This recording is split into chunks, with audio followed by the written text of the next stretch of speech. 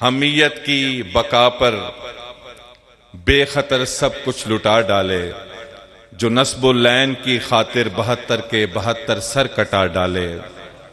رفیقو ہم جہانو ہم زمانو، تمہیں تاریخ کے سارے زمانوں کی قسم دیتا ہوں سچ کہنا، تمہیں تاریخ کے سارے زمانوں کی قسم دیتا ہوں سچ کہنا۔ کہیں منت سے مانگے خوبرو کڑیل جواں بیٹے بھی یوں کوئی لٹاتا ہے، جو سچائی کی نصرت فرض ہو جائے تو پھر اپنے بڑوں کے ساتھ علی اصغر سا کم سن بھی حلق میں تیر کھاتا ہے۔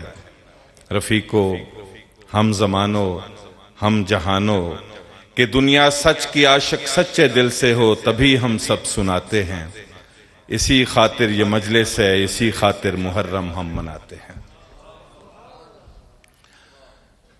ناظرین کرام، خواتین و حضرات، حاضرین، علماء کرام، مشائخ اعظام، موضوع کی طرف آتے ہیں۔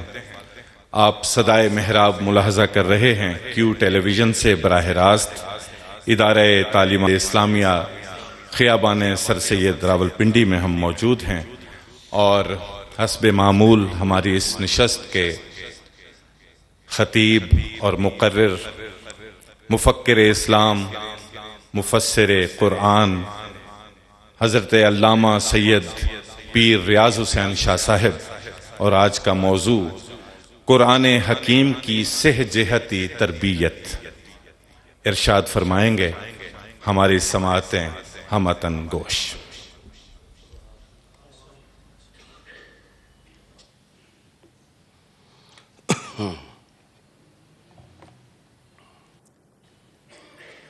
استغفر اللہ استغفر اللہ استغفر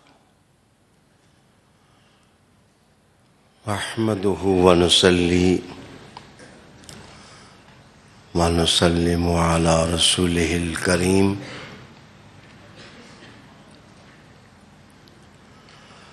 واشہد ان لا الہ الا اللہ وحدہ لا شریک لہ، واشہد ان محمدا عبدہ ورسولہ۔ اما بعد، فاعوذ باللہ من الشیطان الرجیم،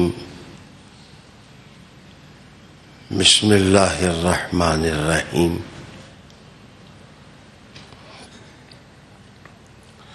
وما تکون فی شان وما تتلو منہ من قرآن ولا تعملون من عمل الا كنا علیکم شہودا اذ تفیدون فیہ۔ صدق اللہ مولانا العظیم،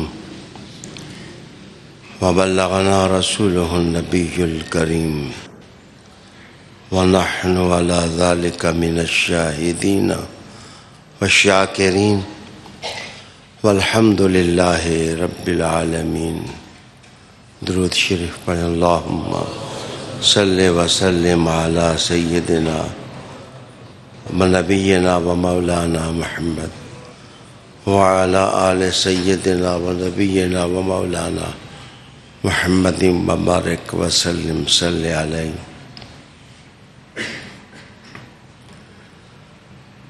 قابل احترام ناظرین، حاضرین اور سامعین، آج ہماری گفتگو کا عنوان ہے قرآن حکیم کی سہ جہتی تربیت۔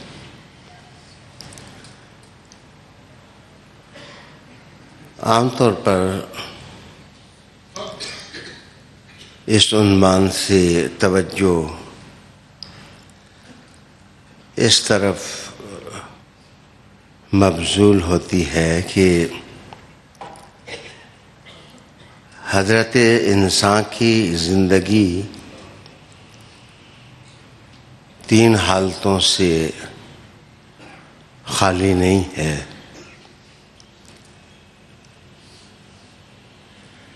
ایک اس کی شخصیت کا انسائڈ ہے، اس کا باطن ہے،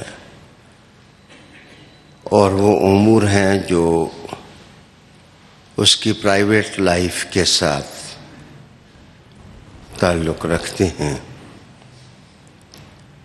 اس کے لیے علماء نفسیات جو 3 ڈائمینشن لائف کی بیان کرتے ہیں، ان میں اس حالت کو انسائٹ سے تعبیر کیا جاتا ہے۔ دوسری چیز ہے آؤٹ سائڈ۔ انسان جس وقت اپنی پرائیویٹ لائف سے باہر کے جہاں میں غور کرتا ہے، مشاہدہ کرتا ہے، تو اس کے انوائرمنٹ،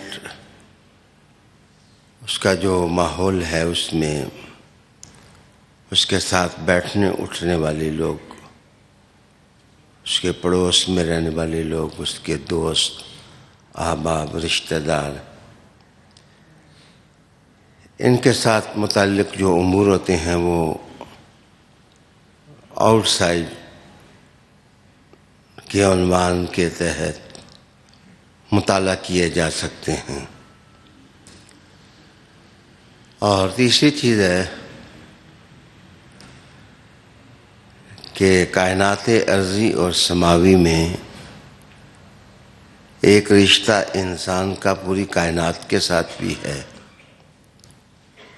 سورج اس کے لیے چمکتا ہے، دنک اس کے لیے رنگ بکھیرتی ہے، فصلیں اس کے لیے پکتی ہیں، درخت اس کے لیے لہلاتے ہیں، سمندروں کا معجزن ہونا اس کے لیے ہے، چاند اپنی چاندری بکھیرتا ہے، اور دب اکبر سے متعلق سیارے اپنے رقص سے اس کی نگاہوں کو خیرہ کرتے ہیں۔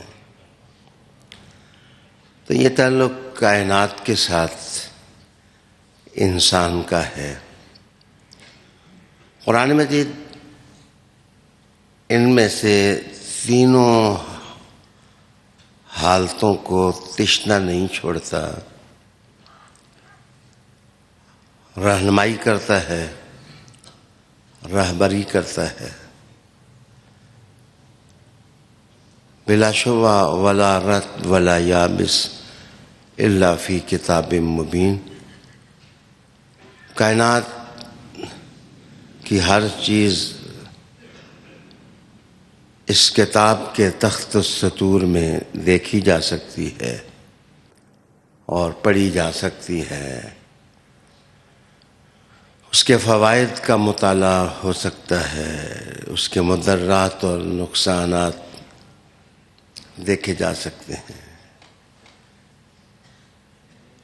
لیکن آج جو میں آپ کے سامنے گفتگو کروں گا، جو آیہ کریمہ میں نے پڑھی ہے، دراصل اس کے اندر 3 چیزیں قرآن حکیم نے بیان کی ہیں،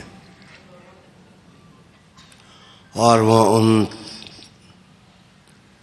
تینوں کو جس ترتیب سے بیان کرتا ہے، قرآن حکیم کا طالب علم اگر چاہے تو کائنات بھر کے خزانے اس آیت سے تلاش کر سکتا ہے۔ ارشاد باری ہے کہ وما تکون فی شان، ایک حالت رسالت محمد صلی اللہ علیہ وسلم کی سیرت کی اور سیرت عظمیٰ کی بیان کی گئی، اس میں رہنمائی کا نور ہے، اس میں رہبری کی مقناطیسیت ہے، یہاں ابہامات دور ہوتے ہیں اور انسان حضور کی سیرت میں ساری کہکشانوں کے نور کو جمع دیکھنے لگ جاتا ہے۔ دوسری چیز ہے وَمَا تَتْلُو مِنْهُ مِنْ قُرْآن، یہاں قرآن مجید کی تلاوت کی بات کی گئی ہے۔ تیسری چیز ہے وَلَا تَعْمَلُونَ مِنْ عَمَلٍ، تم جو بھی عمل کرتے ہو یہ عملی زندگی ہے جس میں قرآن حکیم فرقان مجید انسان کو گائیڈنس فراہم کرتا ہے۔ اگلے الفاظ کے در و بس سے میں قرآن کا جو چراغاں ہے اس سے روشنی حاصل کروں گا، لیکن پہلے عرض کروں کہ وما تکون فی شان، یہاں رسالت مآب صلی اللہ علیہ وآلہ وسلم کی سیرت کا وہ پہلو جس کو ہم حال کہہ سکتے ہیں اور شان کہہ سکتے ہیں، اس کو پہلے بیان کیا گیا۔ میں اللہ کا شکر ادا کرتا ہوں کہ میرے درس میں جلیل القدر علماء تشریف فرما ہوتے ہیں، خصوصاً صدر الافاضل مولانا نور محمد صاحب بندیالوی کی توجہ چاہوں گا کہ فلاسفہ کے نزدیک حال اور شعون ان دونوں میں فرق ہے۔ شان کا معنی حال سے یا حالت سے کر دیا جاتا ہے، لیکن حال میں اور شان میں فرق ہے۔ آپ نے شاہ صاحب سے منقبت سنی تو بی بی پاک کا نام سنا تو آپ کی آنکھوں میں آنسو رواں ہو گئے، دل پر لرزہ طاری ہوا اور بیوی کا آستان آپ کو احترامات کا عرش محسوس ہونے لگا۔ یہ آپ کی ایک کیفیت ہے۔ یہ اگر صرف کلام سن کے یہ کیفیت پیدا ہو تو یہ حال ہے، ضروری نہیں ہے کہ کل بھی آپ کی کیفیت یہ ہو۔ جس وقت یہی حال کسی کا مستقل درد بن جائے تو فلاسفہ کے نزدیک اس کو شان سے تعبیر کرتے ہیں۔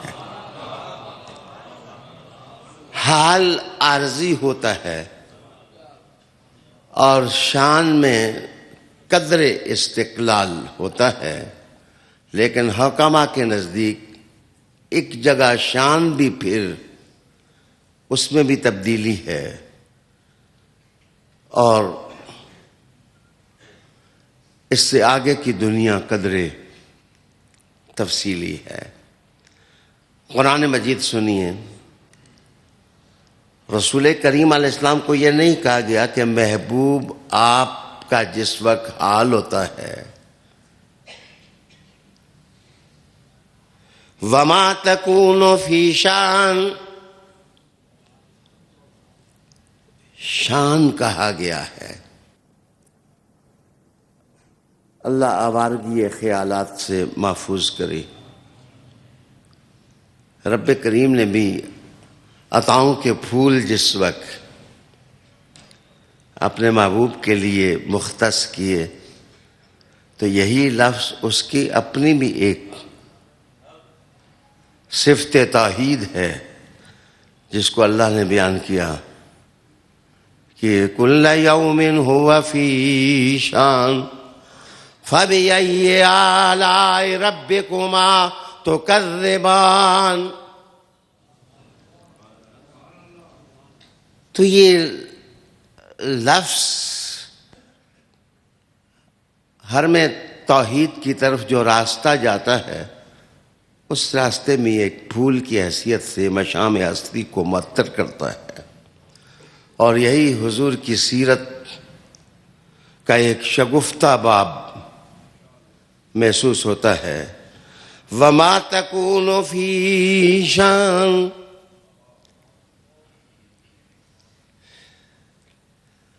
میں درس قرآن حکیم دے رہا ہوں،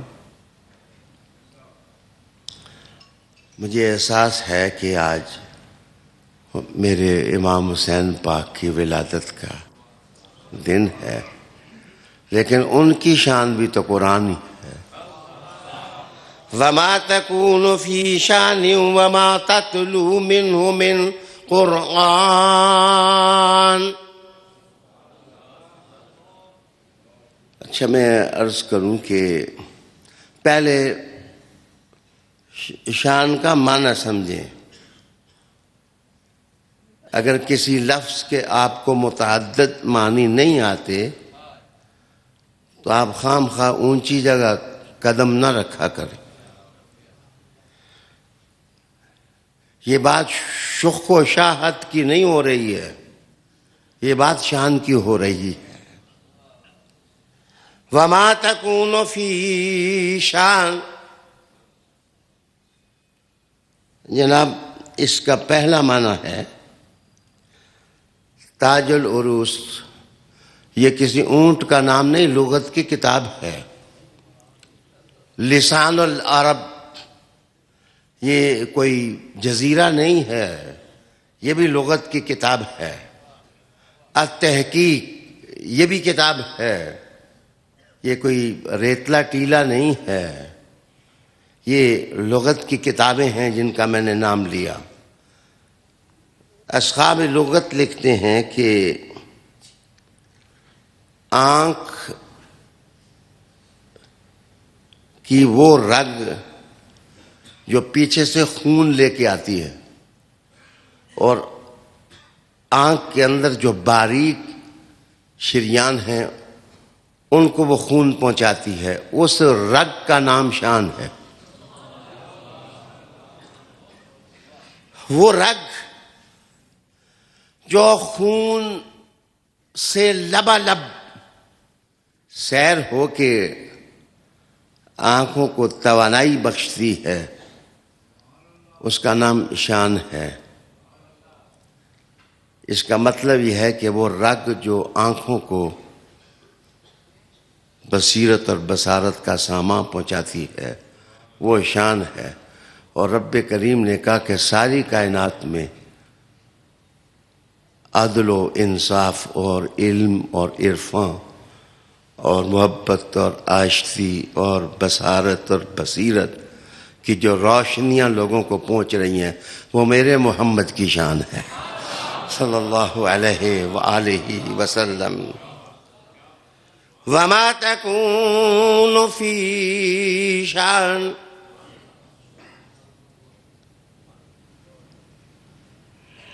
دھیان دیجئے، یہ جو کردار سازی ہے، کردار سازی کا پہلا مرحلہ ہے کہ اگر تم اپنے کیریکٹر کو خوشبو بنانا چاہتے ہو اور نور اور روشنی سے ملتے جلتے انسان بننا چاہتے ہو تو میرے محبوب کی شان کا جو چراغاں ہے اس کے سامنے آ جاؤ، ان کی وجود کی روشنیاں تمہیں کردار عطا کر دیں گی، تمہارے حالات اچھے کر دیں گی۔ اچھا، میں ایک اور معنی عرض کروں کہ دماغ کی چھوٹی چھوٹی ہڈیاں، اگر آپ مطالعہ فرمائیں تو میرے اوپر مہربانی ہوگی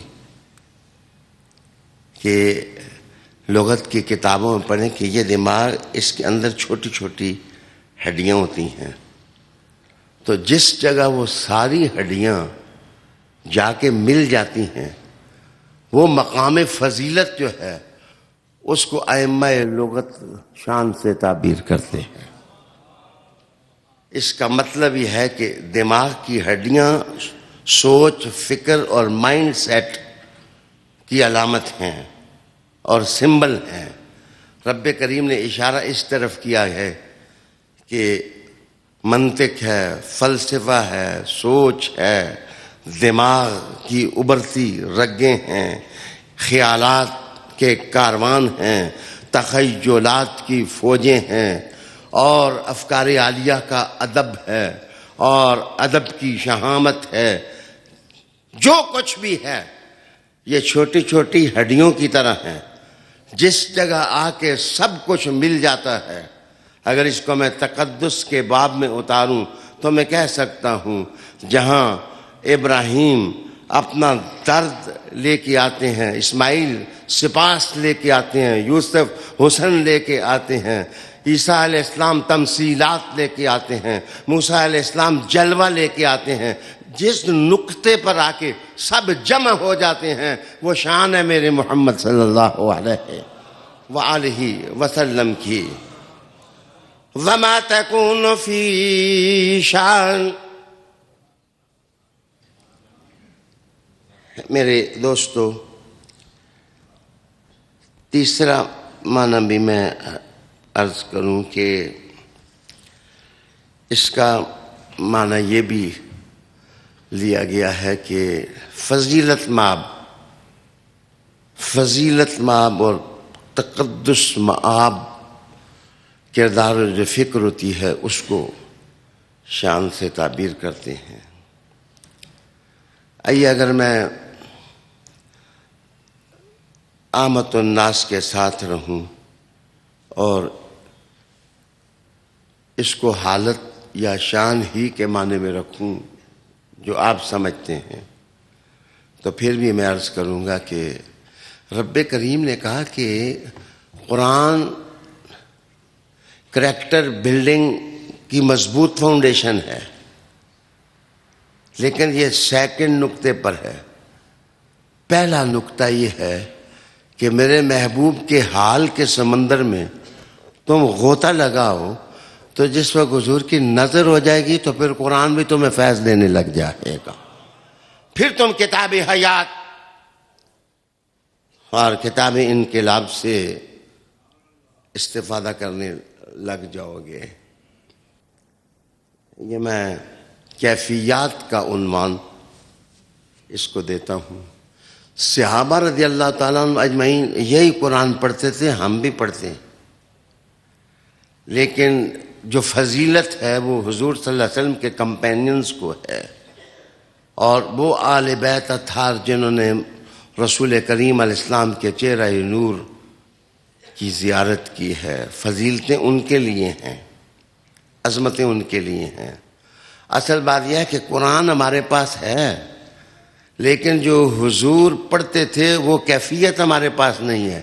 رب کریم نے کہا کہ فضیلت بنتی ہے کیفیت سے، کہ حال کدھر جا کر کے ریولوشن پیدا کر دیتا ہے۔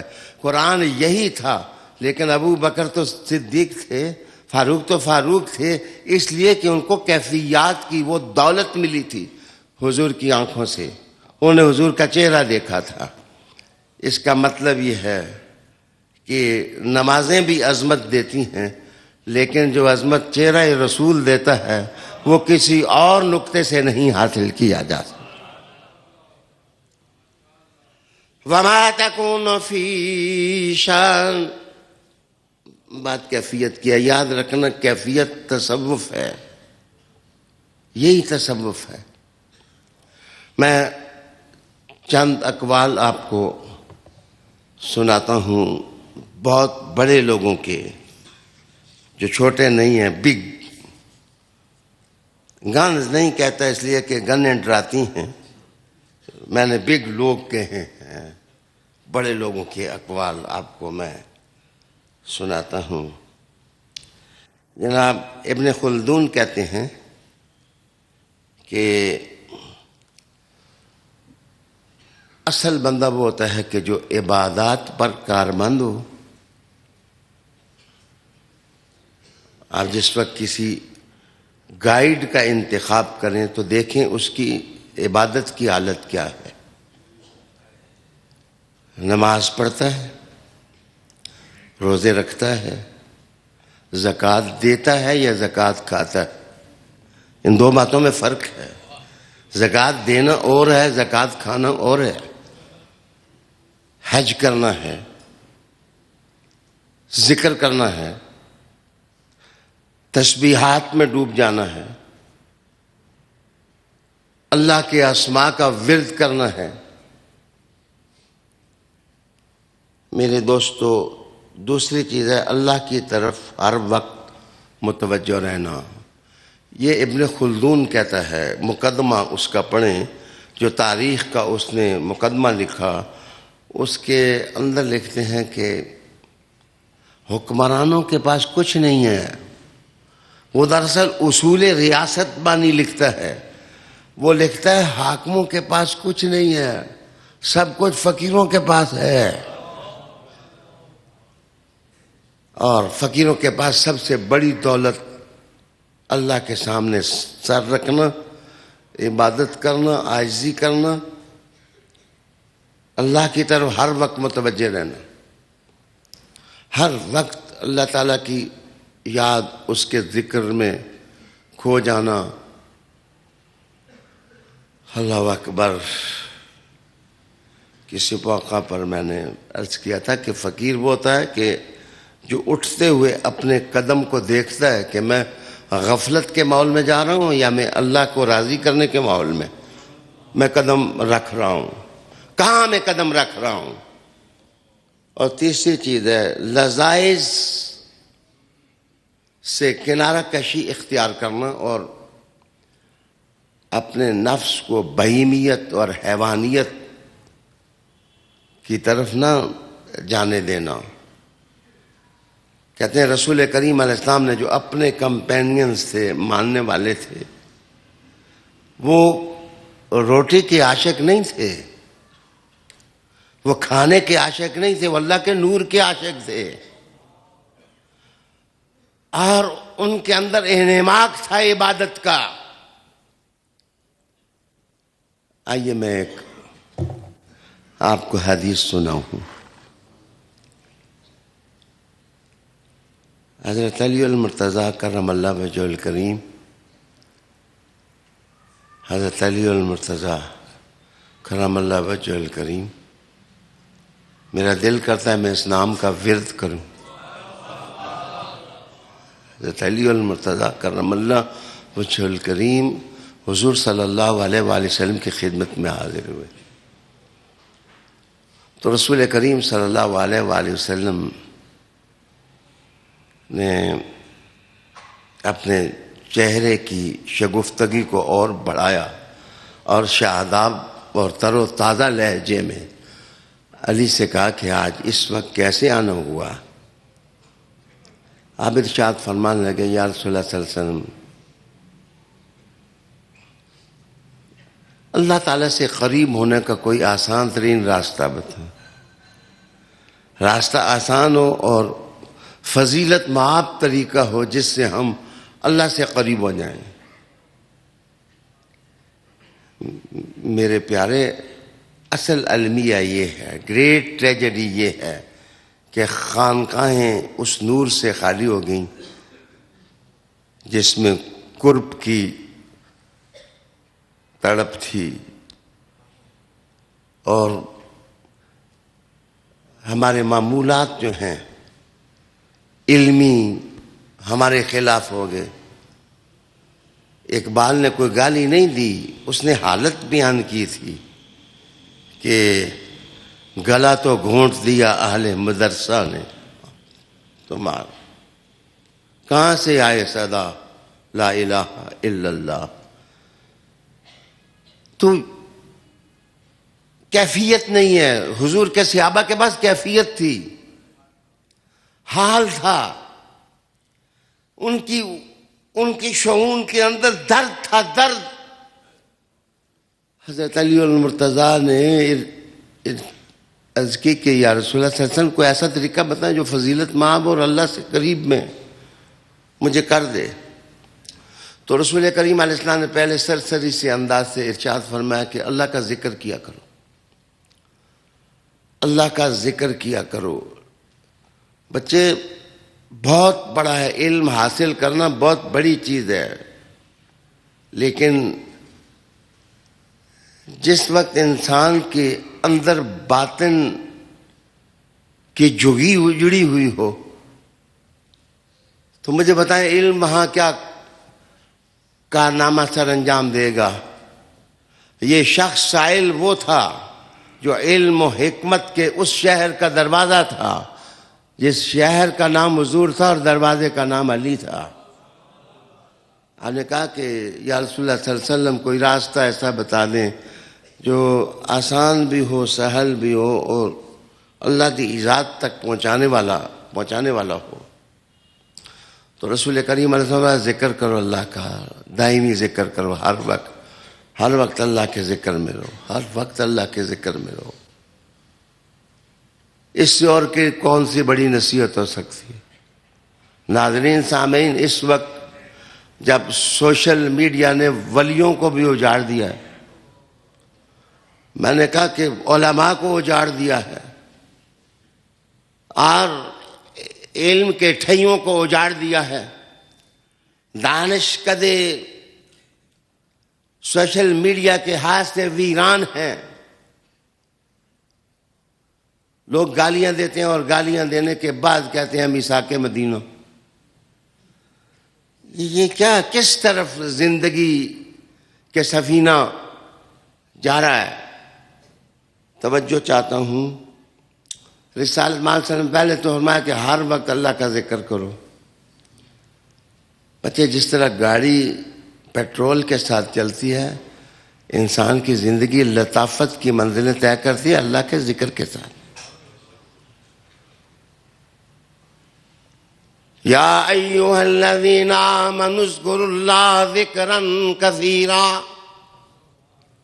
کثرت کے ساتھ اللہ کا ذکر کرو. اندر ویران ہو تو بحثیں کیا فائدہ دیں گی. اچھا، پھر حضرت علی المرتضیٰ کرم اللہ وجہہ الکریم نے کہا کہ حضور کچھ اور وضاحت. تو رسول کریم علیہ السلام نے فرمایا کہ پڑھو. حضور نے فرمایا تو جبرائیل آگے. انہوں نے کہا یا رسول اللہ میں پڑھتا ہوں. آپ نے لا الہ الا اللہ، لا الہ الا اللہ 3 دفعہ جبرائیل نے یہ کلمہ پڑھا. تو حضور صلی اللہ علیہ وسلم نے آنکھ بند کر کے چپ ہو کے سنا. پھر علی کو کہا کہ آنکھ بند کرو، اب میں محمد پڑھنے لگا ہوں، تم سنو. تو کہتے ہیں حضور نے کلمہ پڑھا لا الہ الا اللہ، لا الہ الا اللہ. جس وقت 3 دفعہ پڑھا تو علی المرتضیٰ فرماتے ہیں میرا اندر ہی پتہ نہیں کیا ہو گیا، جہان ہی بدل گیا.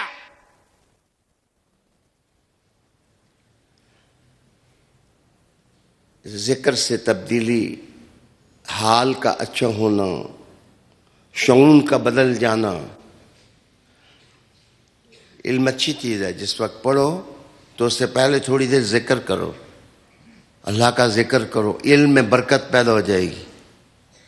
جس وقت فتویٰ دینے لگو پہلے اللہ کا ذکر کرو، فتوے کا رخ ٹھیک ہو جائے گا. جس وقت لا الہ الا اللہ محمد رسول اللہ صلی اللہ علیہ وسلم، جس وقت کوئی بہت بڑی ریسرچ کرو، ریسرچ اسائنمنٹ نبھانے لگو تو پہلے ذکر کرو اللہ کا، اللہ کے نام کی برکت آ جائے. اسی طرح رسول کریم صلی اللہ علیہ وآلہ وسلم کمرے میں بیٹھے تھے، آپ کے ساتھ چند صحابہ تھے. اچھا، یہ جو علی نے اس انداز میں کلمہ پڑھا ہے، یہ مسلمان ہونے والا نہیں تھا، مسلمان پہلے ہی تھے. مسلمان پہلے سے تھے. یہ حال کا کلمہ تھا. زبانی کلمہ ہر کوئی پڑھدا، دل دا کلمہ کوئی. انسان کا وجدان، انسان کا اندر، انسان کا باطن، انسان کا ذہن گزرگاہوں میں نہ الجھے. کوئی تو ہو بیلول جو گلیوں میں اللہ اللہ کرتا پھرے اور اس سے کوئی پوچھے یہاں کیسے پہنچے؟ کہا نام خدا کا لے کے پہنچا، مرشد علی ہے. علی میرے مرشد ہے. میرے دوست، اللہ کا ذکر.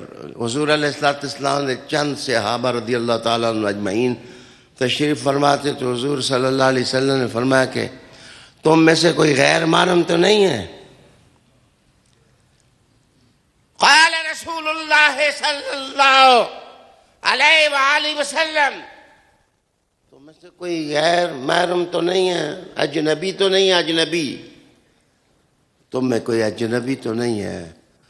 اس کا مطلب ہے کہ اجنبیوں کی جو دوستیاں ہیں وہ بندے کو خراب کرتی ہیں. میں بتاتا ہوں اجنبی سے مراد کیا ہے. علامہ قسطلانی رحمۃ اللہ علیہ نے لکھا کہ اجنبی سے مراد یہ ہے کہ کوئی کسی اور مذہب والا شخص تو یہاں نہیں ہم میں بیٹھا ہوا، جو ہمارے قرآن کو نہیں پڑھتا یا ہماری کتاب کو نہیں پڑھتا. کوئی اجنبی آدمی تو اندر نہیں ہے. کہا یا رسول اللہ کوئی نہیں ہے. پھر حضور نے فرمایا کہ دروازہ بند کرو. دروازہ بند کرو. صحابہ رضی اللہ تعالیٰ عنہ جو تسلیم اور رضا کے پیکر تھے انہوں نے دروازہ بند کر دیا. تو رسول کریم علیہ السلام نے فرمایا ہاتھ کھڑے کرو، ہاتھ بلند کرو. صحابہ رضی اللہ تعالیٰ نے ہاتھ بلند کیا. پھر کہا آنکھیں بند کرو.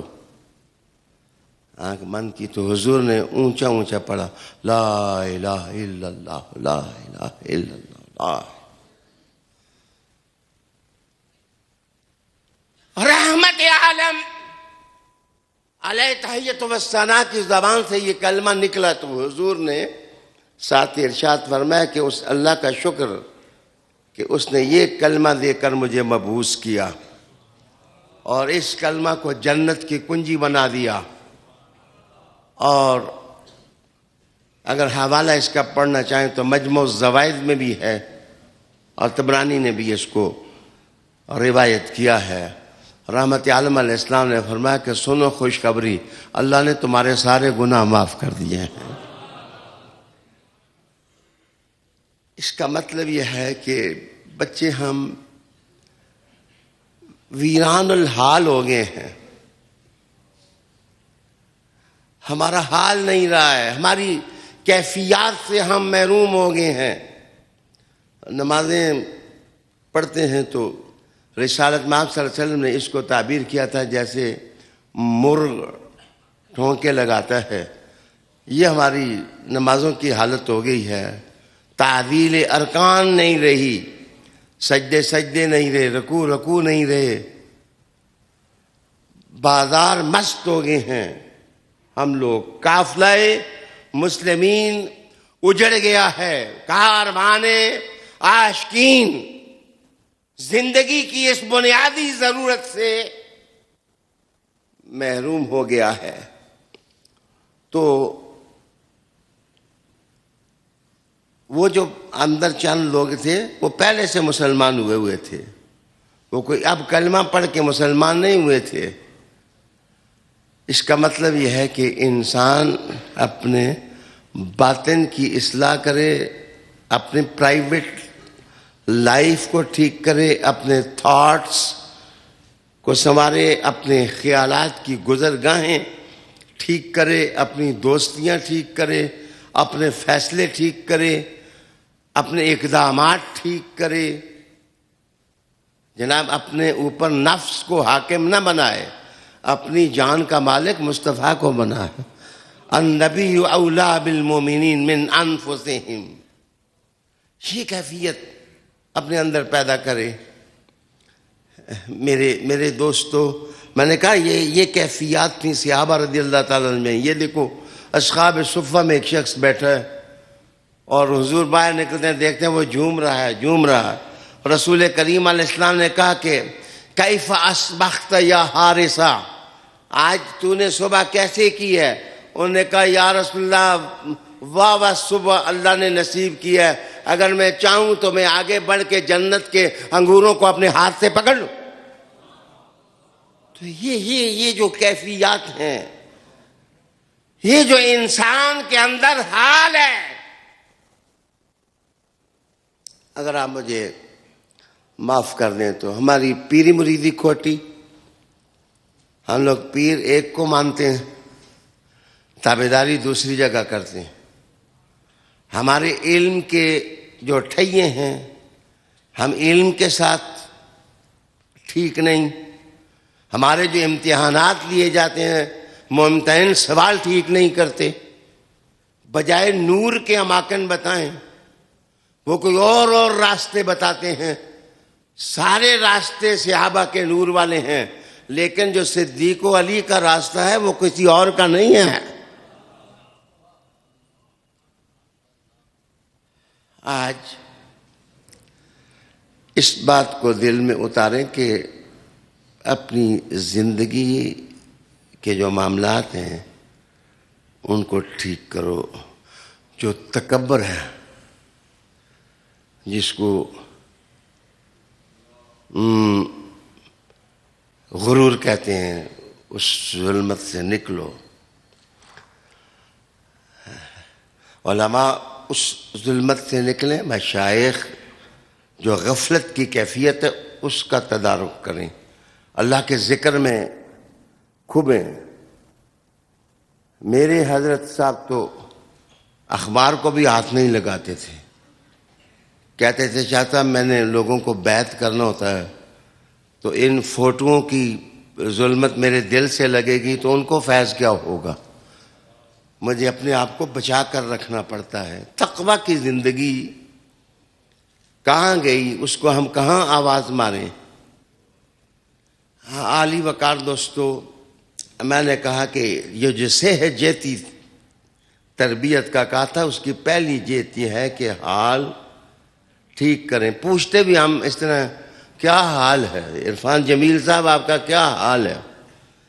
تو بہت بڑے دانشور ہیں، بشیر القادری صاحب آپ کا کیا حال ہے؟ تو یہ جو سوال ہم صبح شام کرتے ہیں، کیا حال ہے، کیا حال ہے، تو بھائی جی کوئی حال کوئی چیز ہوگی نا.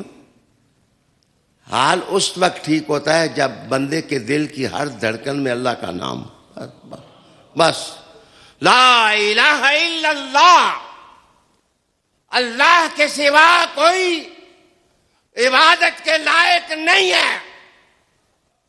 معبود وہی ہے، وہ لا شریک ہے، وہ لا شریک ہے، وہ لا شریک ہے.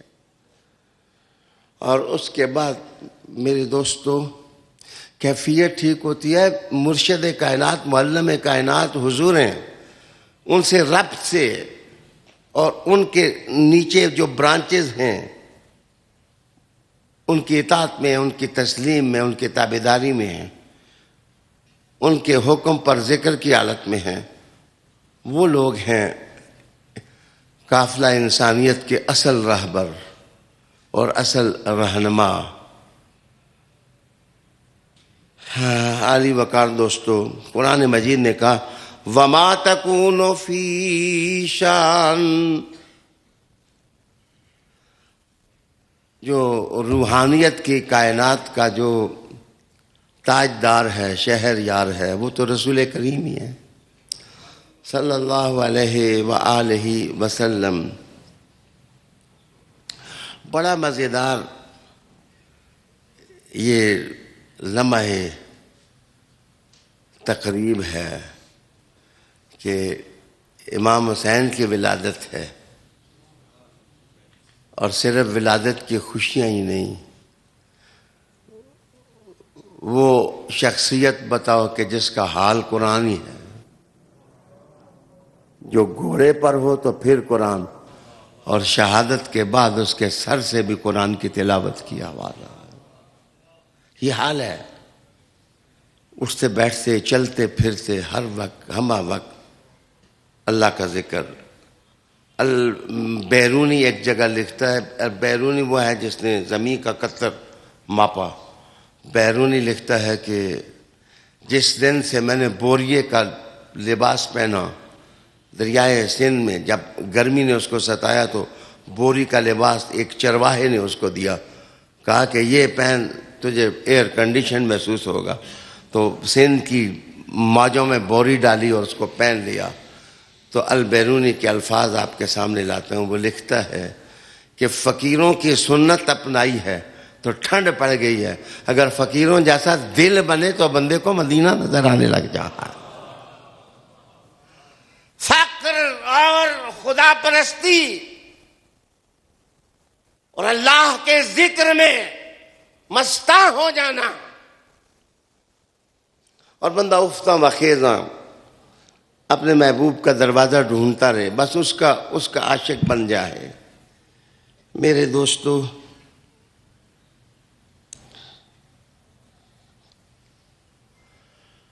اقوال اور بھی بہت ہیں، لیکن میں آج خطاب کو ختم نہیں کروں گا. رمضان سے پہلے جتنے خطاب ہوں گے انہی موضوعات پر ہوں گے انشاءاللہ العزیز. اس کے بعد حال کی بات کرتے کرتے قرآن مجید نے آگے کہا وَمَا تَتْلُو مِنْهُ مِنْ قُرْآن. یہ سیکنڈ نقطہ ہے. قرآن مجید کی تلاوت، قرآن مجید کی تلاوت، قرآن مجید کی تلاوت. میرے پیارے، پتہ نہیں میں غلط ہوں گا، مجھے کوئی اپنے صحیح ہونے کا دعویٰ نہیں ہے، لیکن جس وقت بندہ بہت پڑھ کے وہ پڑھائی کا کپا بن جائے نا، تو وہ کہتا ہے یار سمجھ کے پڑھنا چاہیے قرآن مجید، پارے پڑھنے کی کیا ضرورت ہے، اور اتنی صورتیں پڑھنے کی کیا ضرورت ہے. ایک زمانے میں لاہور کے ایک اسٹیشن کمانڈر تھے، ان کی بیٹی میرے ہاتھ پر مسلمان ہوئی تو وہ مجھے کہنے لگی کہ یہ کیا مسلمان نماز پڑھتے ہیں، سمجھ کسی کو آتی نہیں ہے، پڑھتے جا رہے ہیں، مانے تو کسی کو آتے نہیں ہیں، تو یہ پڑھتے جا رہے ہیں. تو میں نے اس سے کہا کہ اصل میں مسلمانی عاشقوں کا مذہب ہے. یہ پڑھتے بھی ہیں، سمجھتے بھی ہیں، لیکن اپنے محبوب کی اداؤں کو نہیں چھوڑتے ہیں. یہ مستغرق ہیں اپنے محبوب کی اداؤں میں. میرے پیارے دوستو، مثلا ایک بندہ کہ جی میں 25 سبق پڑھاتا ہوں اور قرآن مجید کی وہ منزل نہیں پڑھتا، اس کو عبرت حاصل کرنی چاہیے. قرآن مجید یہ کہتا ہے تلاوت آیات یہ حضور کی اعظم سنت ہے. وَمَا تَتْلُو مِنْهُ مِنْ قُرْآن. اسی لیے جو بڑے بڑے اکابر اولیاء کرام ہیں، ان کی راتیں گزرتی قرآن مجید پڑھنے میں، آیات کی تلاوت کرنے میں گزرتی ہیں، اور ہمارے 4 مہینے گزر جاتے ہیں، ہم قرآن مجید کو کھولتے نہیں، اور دعویٰ یہ کرتے ہیں کہ جناب ہم یہ ہیں، ہم وہ ہیں. بچے اس کو قرآن مجید کو جیسے اپنی زندگی کے لیے آکسیجن کو ضروری سمجھتے ہو، مصطفیٰ کے قرآن کو اپنی زندگی کے لیے لازم قرار دے دو. اس کو پڑھو، اس کو سمجھو، سمجھ جاؤ تو سمجھاؤ، پڑھاؤ. انشاءاللہ العزیز مجھے اللہ کی ذات پر یقین ہے کہ عزتیں ساری اس کتاب کی وجہ سے، رزق کی وسعتیں ساری اس کتاب کی وجہ سے، دنیا میں رونق ساری اس کتاب کی وجہ سے ہے.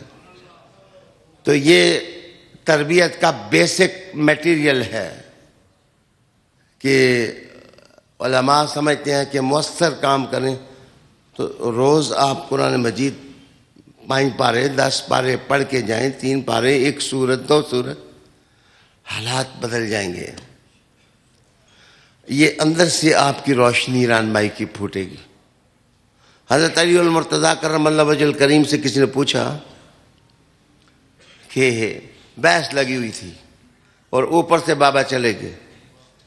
اوپر گئے تو بحث یہ لگی ہوئی تھی کہ قرآن مجید کی وہ کون سی آیت ہے جس میں الف سے یا تک سارے حروف آتے ہیں. قرآن مجید کی کون سی آیت ہے جس میں سارے حروف آتے ہیں، الف با تا سا سب اس کے اندر آتے ہیں. سارے چپ تھے، پھنسے ہوئے تھے. تو بابا علی نے کہا بیٹھو میں بتاتا ہوں، میں تمہیں بتاتا ہوں وہ کون سی آیت ہے. آپ نے کہا محمد الرسول اللہ والذین آمن معہ. تو یہ آیت اگر آپ پڑھیں نا تو اس کے اندر آپ کو الف سے یا تک سارے حروف نظر آئیں، اور جس وقت سارے حروف نظر آ جائیں تو پھر ایک نعرہ لگا دیں، یا علی اللہ سبحانہ اللہ معاف کیجیے. اور اس آدمی نے علی کا امتحان لینے کے لیے پوچھا ایک اور بتا دیں. تو مولا علی نے کہا کہ میرا امتحان لینا چاہتا ہے یا علم میں اضافہ کرنا چاہتا؟ انہوں نے کہا جی جو سمجھ لیں لیکن ہے کوئی. آپ نے کہا یا ایھا الذین آمنوا اذا تداینتم.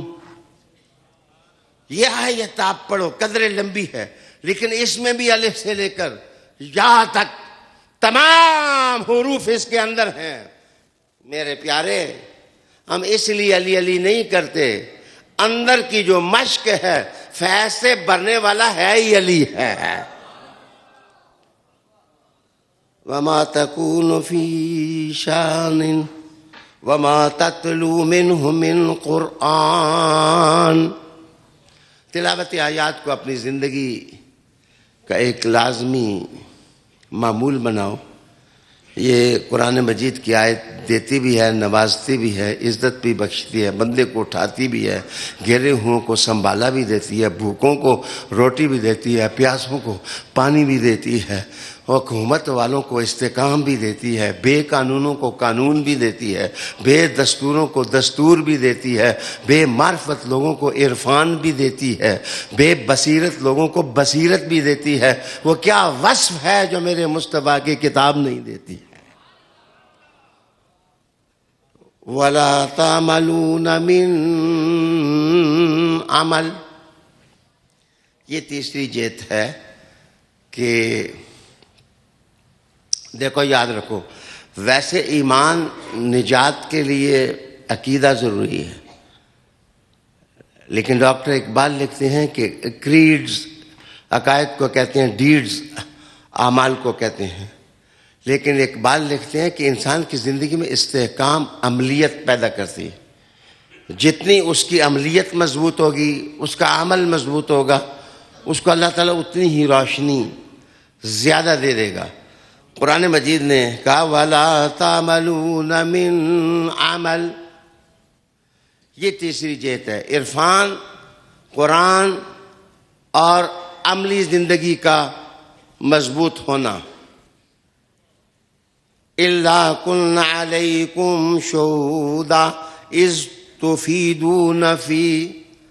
اس میں فیض لفظ استعمال ہوا ہے. انشاءاللہ میں اگلے درس میں بتاؤں گا فیض کیا ہوتا ہے اور فیض ملتا کیسے ہے اور فیض تقسیم کیسے ہوتا ہے. اور قرآن میں یہاں تفیدون فیہ میں فیض سے مراد کیا ہے. اللہ رب العالمین مجھے اور آپ کو رسول کریم علیہ السلام کی سیرت تابندہ کی روشنی عطا فرمائے. قرآن مجید سے ہمارا ناطہ مضبوط کرے، ہماری عملی زندگی کو خوبصورت اللہ رب العالمین بنائے. وآخر دعوانا ان الحمد للہ رب العالمین.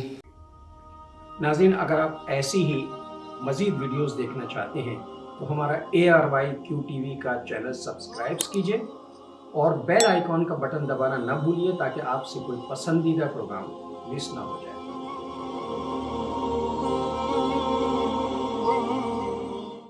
اللہ